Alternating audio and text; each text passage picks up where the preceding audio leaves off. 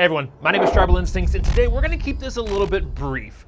Mostly because, well, the subject of today's video kind of destroyed my weekend plans, so I don't exactly have a lot of time left to talk. So, I've known about Elite Dangerous. I bought it 2 years ago, I played it, and I liked it. I jumped into the arena, and it was really, really cool flying a ship around. However, the main gameplay, I just couldn't get into it. In part because the controls were really awkward at that time. You had to like switch between your joystick or your HOTAS, hands-on throttle and stick, and then mouse and keyboard, and it was just terrible. Like doing it blindfolded was absolutely awful, and I couldn't get a control scheme that really made sense. Also, the text readability was a major issue. It really was uncomfortable to play that game for any amount of time, both because of the text and also just because of the way that the Vive set in your face. Like, just sitting for 2-3 hours straight with the VR headset on, it got a little bit uncomfortable. So I was talked into by my brother jumping into Elite Dangerous now that we both have the Pro, and they have improved the controls and a bunch of other things, and I lost 12 hours yesterday into Elite Dangerous. 12 hours. Started off, actually I think it was like 13. I started at like 1 p.m. and didn't get off until about 2 p.m. Okay, so I kind of lost myself in this, and that is probably the first time that I've really, like completely lost track of time in a game since before VR. Okay, I love VR. You guys know this. I absolutely love it. However, due to issues with the comfort, due to legibility, like 2 hours in VR, that was a pretty decent stretch before you needed to stop and take a break, let your face breathe, and then maybe come back. So with the Vive Pro though, it's not that big of an issue. And thanks to some other things that I'm going to talk about now, Elite Dangerous has gone from being a fun thing that I might try every now and again whenever I just want to fight some things to this is a must-do. Like, I'm going to talk about a few things today that if you have not played Elite Dangerous, or if you have, I don't care what it is, like, there are some things that you really need to try if you have any interest at all in space combat. All right, so starting off, the Vive Pro, it is a dramatic improvement, and it is needed if you probably want to stick in there for 12 hours in a day. However, even with the Vive 1, everything else I'm going to be talking about is still completely fine. They're just the standard discomfort things that you're dealing with now, so it's not that big of a deal. I just don't expect you to want to like jump into this for 3, 4, 5, 12 hours straight. So what really makes the biggest difference though is this application called OvrDrop, or OvrDrop.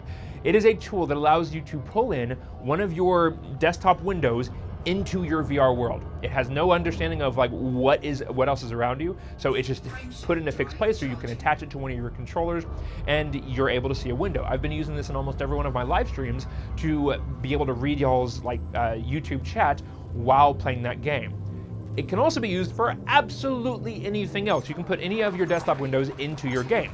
So for example, YouTube, or Netflix, or chat, or absolutely anything. Okay, so you can have whatever you want playing in front of you at all times while in VR. This is critical for Elite Dangerous because there are times where the game is not exceptionally exciting. You're flying around looking for somebody, or you're just like jumping from one side of the universe to the other, and that takes like 45 minutes of you just like kind of waiting for your ship to travel that distance.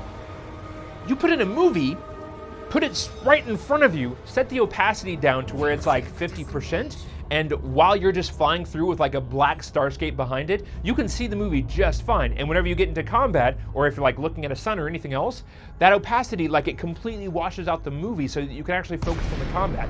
I watched 2 solid movies yesterday. Once I like realized that I should have been doing this the whole time, I watched 2 movies, and it was amazing. I had no issues with this.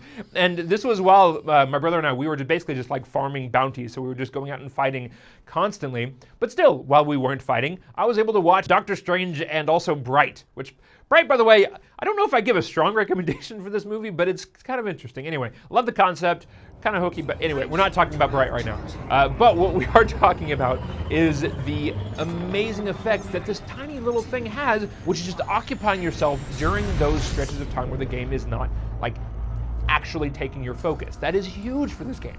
In addition, this is kind of a pricey upgrade. However, the hands-on throttle and stick thing that I have, the HOTAS, the joystick and then the throttle controller, unbelievable integration into this game. Like, so whenever I played it 2 years ago, it had like press Control J or whatever to jump out of hyperspace, frame shift, whatever they call it. Now that actually shows you what button on your controller to press. So it actually gives you icons. So learning the game before was a nightmare because you actually had to like really try to figure out what they meant. Now everything is explained and you can just sort of like do it through feel. I don't have to use my mouse or keyboard at all anymore, which is a important, very important thing when playing blindfolded. I don't know if their integration with other controllers is as strong.